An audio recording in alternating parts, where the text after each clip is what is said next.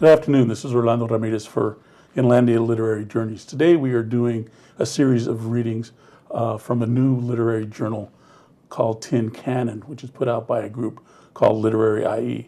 The first poet we have is L.B. Aaron Reeder IV. Can we just call you Aaron? You sure can. Thank you. Tell me, Aaron, where are you from and why are you writing? I'm actually from Redlands, California. It's just a little bit way down the freeway. I write, a few years ago I realized, or I started to understand that poetry was an outlet for me. I'm a very introverted person when I think, and it's just a way for me to process out what I'm thinking, so that's kind of how I got into it. What are you going to be reading for us today? So I have one poem added to Tin Canon, put out by PoetrIE. It's a poem called Christmas Lights.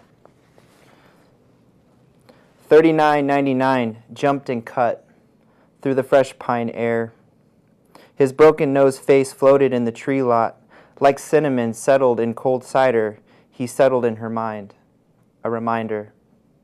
Life in the limb determined by one hard drop of the body and the bounty of needles collected.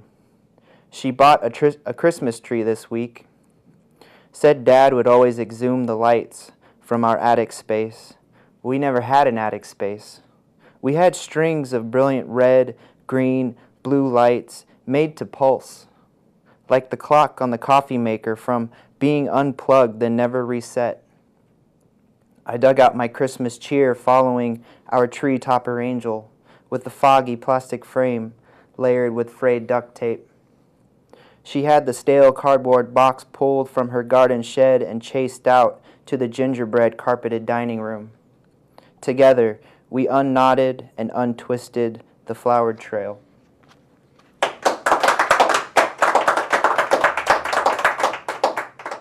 Welcome back to Inlandia Literary Journeys. Right now we have another poet who published recently in Tin Canon, Nakia Cheney. Nakia, tell us, where are you from and why do you write? Well, I was born in Los Angeles, but I've been here in the IE for the last 15 years. And that's a hard question. Why do you write? Because I can, because I have to, because I need to, because maybe it's the way that I learned how to speak first. I was a really, really heavy reader when I was young, and I never thought I'd be a writer, but that's just the path I chose, and now I can't live without writing. So Great. Can you share some poems with us now? yes, I can. This first poem that I'm going to read, it's just about one of those arguments that you have with someone. It just leaves you cold. So it's called "At Least the Silence is Over." It is a heaviness itself, wrapped in small grains of tile, zipped knees, all weighty and fetal-like, a cage in a spare room. We peeled pieces of gristle from the gums, picked the bones hollow, eager to flap and f the ground with leftover rage. No blood anywhere.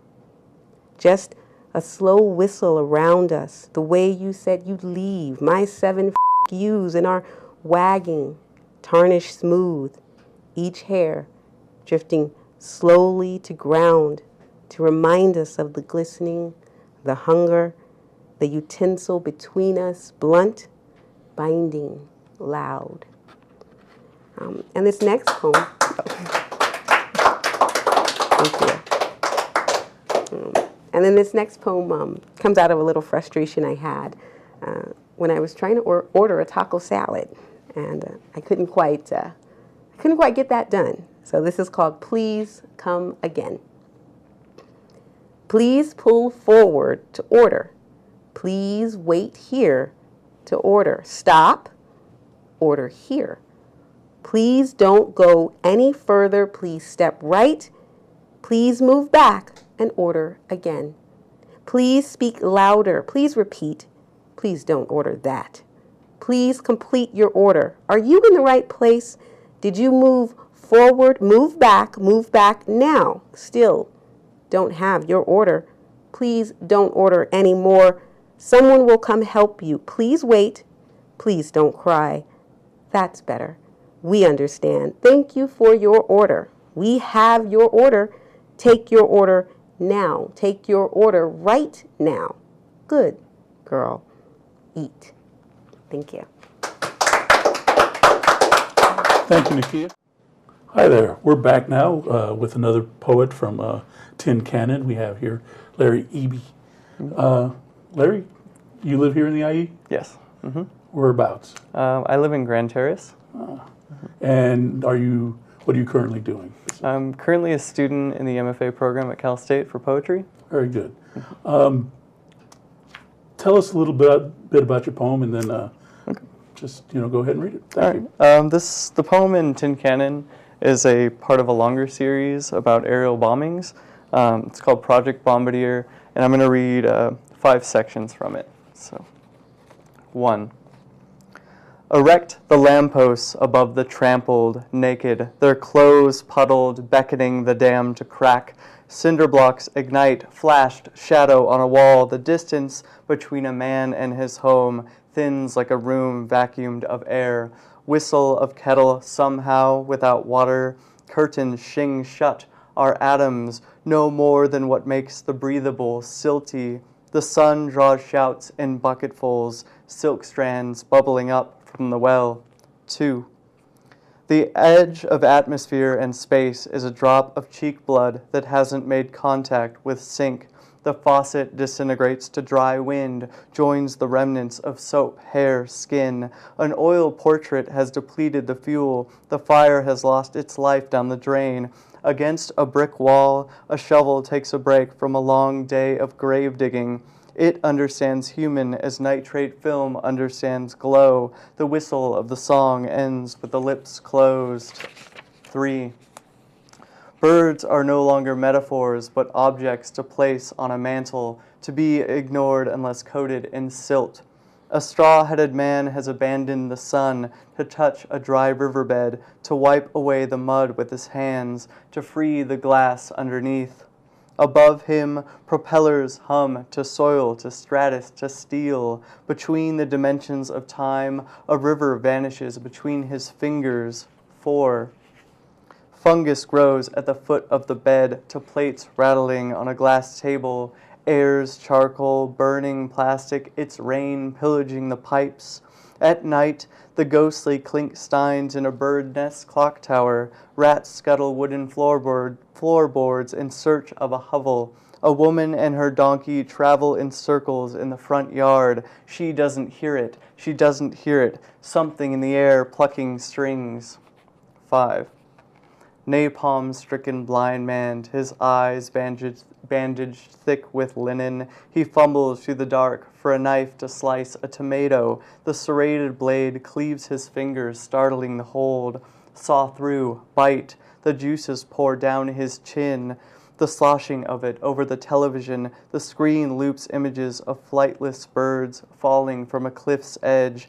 Crevice floor beyond the view of the camera. He knows it's there as he spits out seeds and spreads them with his feet. Thanks.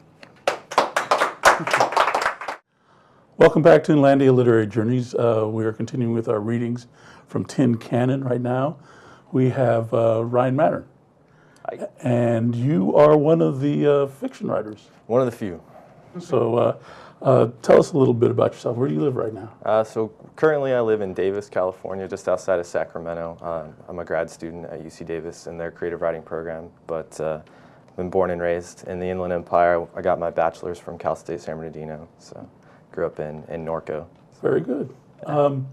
You're going to be reading something that you call flash fiction. Can you define that for us? So I guess the strict definition of it is 750 words or less, and then I don't know. There's so many names for it: a short, microfiction, a flash fiction, whatever you want to call it. Really, it's just a really short story. Very good. Can you please share it with us? Yes, this is called "We Went to the Aqueduct." We went to the aqueduct when the world stopped making sense. We stole the Newports and Virginia Slims from our mother's purses, carved through Mackey's farm, nicked our backs and bellies on the barbed wire fence that separated cows from drinking water, and dangled our feet over the bricks. We swore like our fathers, looked out on the horizon with our eyes squinted like we knew something. Casey had been beaten something fierce. His lips were swollen, eyebrows split, jawline purple. We've all had ours, but never this bad. His old man had caught him feeding a stray dog. Casey even fixed it a bed, wrapped a sweater around some hay on the floor of the smokehouse. He come in yelling, "You feeding this mongrel while we're all tightening our belts?" Casey's eyes winced, like harvesting a memory was like having his skin twisted. "Money grow on trees, that what you think?" Casey was yelling into the water. I dropped my cigarette into the aqueduct, watched the white filter bob for a second and then float down the river. I wondered where my old man was at this moment, wondered if he'd even recognize me. He told me to stay where I was, came back with his Marlin 120. He exhaled 2 threads of smoke from his nose. Told me to hold the collar, then Casey hefted an invisible shotgun, pulled the trigger, and mimed the recoil. He spat into the water. "Shit," I said. My mother seemed to think he was coming back. Sat and knitted in his chair every night. She didn't know it, but I saw her look at the window every time a car passed our house. Her heart had quit on her every single time. She had enough hope to kill a person. Then he made me roll up my sleeve. "Gave me this," Casey said. He rolled up his sleeve and showed me where his father had pressed the barrel of his gun against his forearm. A pus-filled perfect circle rose just beneath the crease in his arm.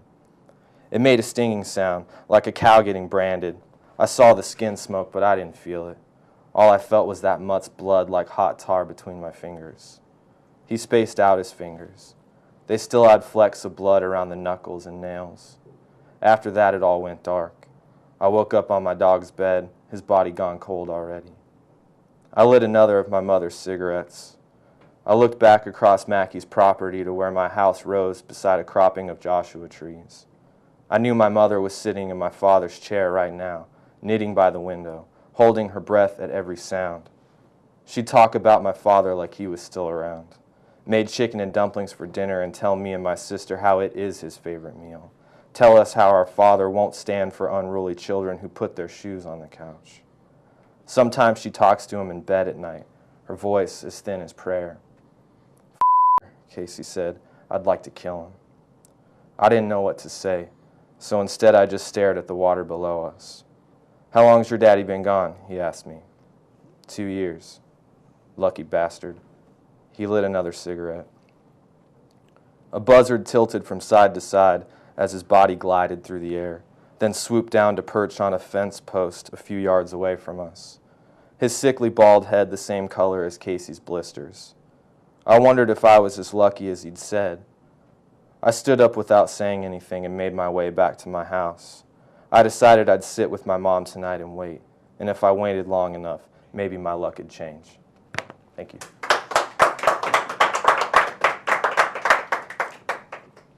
Thank you, Ryan. That was very good. Thanks. This is Orlando Ramirez for Inlandia Literary Journeys. Please be sure to read the column in the Press Enterprise newspaper every Tuesday.